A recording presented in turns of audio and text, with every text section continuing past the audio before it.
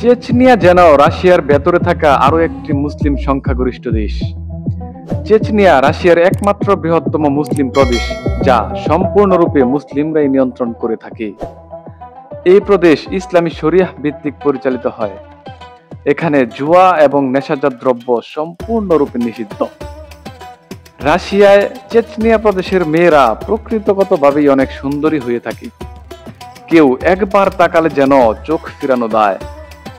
এই নীল চোখা মেয়েদের বলা হয়ে থাকে বিশ্বের সব থেকে সুন্দরী নারী।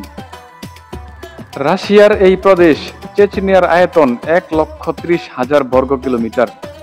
এখানকার মানুষের শক্তিমত্তা পৃথিবীর অন্য প্রান্তে থাকা মানুষের থেকে বহু গুণে বেশি। 2020 সালের রাশিয়ান পরিসংখ্যান অনুযায়ী চেচনিয়াতে প্রায় 15 লক্ষ মানুষের বসবাস, যার 95% মুসলিম। ধারণা করা হচ্ছে 2050 সাল নাগাদ এই প্রদেশের মুসলিম সংখ্যা ছাড়াবে 50 লাখেরও বেশি। এই মুসলিম সংখ্যাগরিষ্ঠ প্রদেশটিতেই নির্মাণ করা হয়েছে ইউরোপের সবথেকে বড় মসজিদ, যার নাম আহমদ কাদির। মসজিদটি নির্মাণ করতে সময় লেগেছে প্রায় 7 বছর। রাশিয়ান গণমাধ্যমের তথ্য মতে এই মসজিদে একসঙ্গে 30,000 মুসল্লি নামাজ আদায় করতে পারবে। রাশিয়ার বর্তমান প্রেসিডেন্ট ভ্লাদিমির পুতিন এক সাক্ষাৎকারে জানায়, 2000 সালে এদেশে 16টি মসজিদ থাকলেও বর্তমান তা 1200 ছাড়িয়েছে। রাশিয়ার 14 কোটি মানুষের 2 কোটির বেশি মুসলিম। ধারণা করা হয় 2035 সালের মধ্যে এদেশের মুসলিমের সংখ্যা ছাড়াবে 30% বেশি। চেচনিয়া তেল সমৃদ্ধ অঞ্চল থাকায় রাশিয়ার কাছে এই অঞ্চল খুবই গুরুত্বপূর্ণ। খনিজ সম্পদে ভরপুর চেচনিয়া রাশিয়ার জাঁকজমকপূর্ণ চকচকে এক শহরের নাম।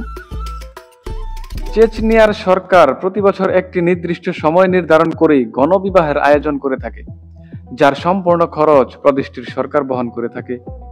এখানকার মেয়েরা বাবা মার অনুমতিবিহীন বিয়ে করে না এবং বিবাহগুলো খুবই সাদামাটা হয়।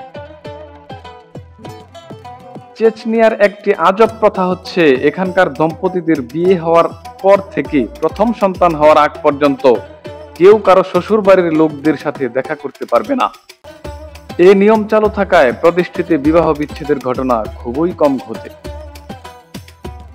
চেচনিয়ার রাজধানী গ্রোজনি বিশ্বের আধুনিক শহরের তালিকায় জায়গা করে নিয়েছে। প্রদেশটিতে বসবাসরত মানুষের রূপের পাশাপাশি চেচনিয়ার প্রাকৃতিক সৌন্দর্যও মনোমুগ্ধকর। দেখে মনে হতে পারে বিধাতা নিজ দায়িত্বে সাজিয়ে দিয়েছে এই অপরূপ প্রকৃতি।